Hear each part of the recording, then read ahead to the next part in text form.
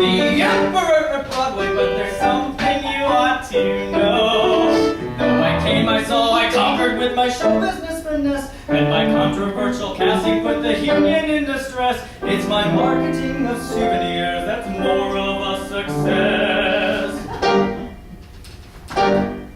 Sweatshirts and t-shirts and blankets and mittens, whiskers and cat ears and little stuffed kittens. All my Miss Bodices held up by strings. These are a few of my souvenir things. Records and CDs and vocal selections, cattails and cat gloves from cat vivisections, Lloyd Webber dolls and Combe Wilkinson rings. These are a few of my souvenir things. When the show flops, when the gross drops, when a week is slow, I market and merchandise